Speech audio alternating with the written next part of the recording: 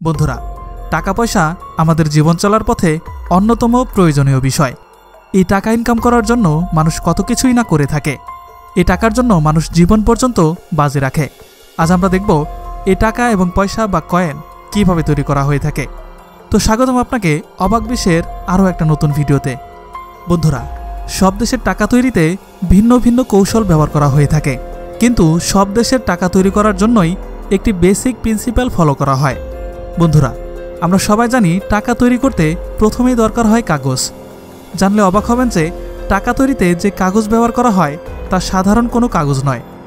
টাকা তৈরিতে যে কাগজ ব্যবহার করা হয় তাতে থাকে মূলত 75% তুলা এবং 25% লিলেন। এই দুইটি উপাদান আসে প্রকৃতি থেকে। জামা কাপড় তৈরি করতে যে লিলেন ব্যবহার করা হয়ে থাকে সে লিলেন থেকে। টাকা তৈরি করার প্রথম ধাপ হচ্ছে কাগজ তৈরি করা।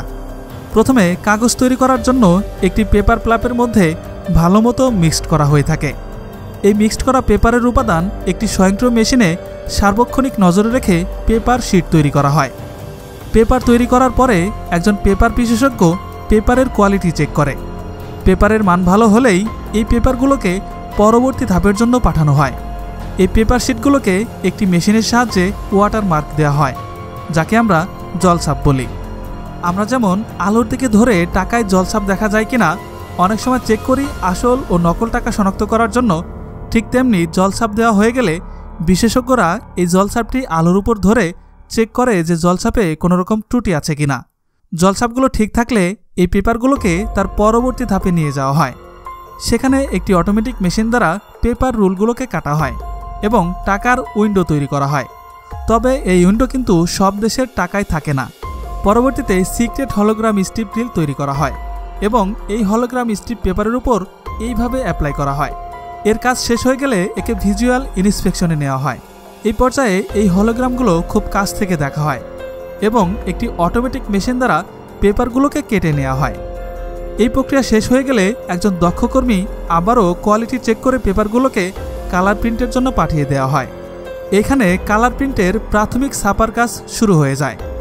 কালার সেপারেশন অনুযায়ী পেপারগুলোকে ছাপানো হয় এবং এক এক স্টাইলের ছাপার কাজ এক এক মেশিনে করা হয়ে থাকে। ছাপার কাজ শেষ হয়ে গেলে একটি লেন্স দিয়ে একে পর্যবেক্ষণ করা হয় যে ছাপায় কোনো ত্রুটি আছে কিনা। এরপরে একে স্টিল ব্লক দ্বারা আরেকটির উপরে নিখুঁত ছাপ দেওয়া হয়। এই পর্যায়ে কাজ শেষ হয়ে গেলে পেপারগুলোকে আরেক জায়গায় হস্তান্তর করা হয় এবং সেখানে আরেকটি স্টিল ব্লকের নিখুঁত ছাপ দেওয়া হয়। এই পর্যায়ে একে আর কেউ প্রথম দেখায় পেপার বলতে পারবে না। এখন এটি পরিণত হয়েছে 20 ইউরোতে।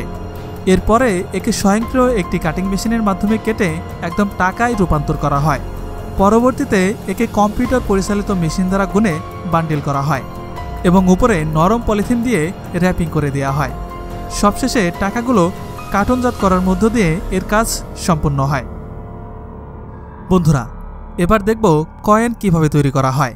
আদিকাল থেকেই লেনদেনের জন্য কয়েনের ব্যবহার হয়ে আসছে। আমরা আমাদের দেশে অনেক পুরাতন কয়েন দেখতে পাই, যেগুলো শত শত বছরের সাক্ষী হয়ে এখনও অক্ষত অবস্থায় রয়েছে। নোটের থেকে কয়েন দিয়ে কয়েক শত গুণ বেশি সময় ধরে লেনদেন করা যায়। তবে আধুনিক সময়ে টাকার নোটের চেয়ে কয়েন বানানো একটু বেশি ব্যয়বহুল। এ কারণে হয়তো বাংলাদেশে কোনো কয়েন মিন্ট তৈরি করা হয়নি।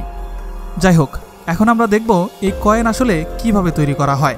আমরা সবাই কম বেশি জানি যে যেখানে কয়েন তৈরি করা হয় তাকে কয়েন মিন্ট বা টাকশাল বলা হয়।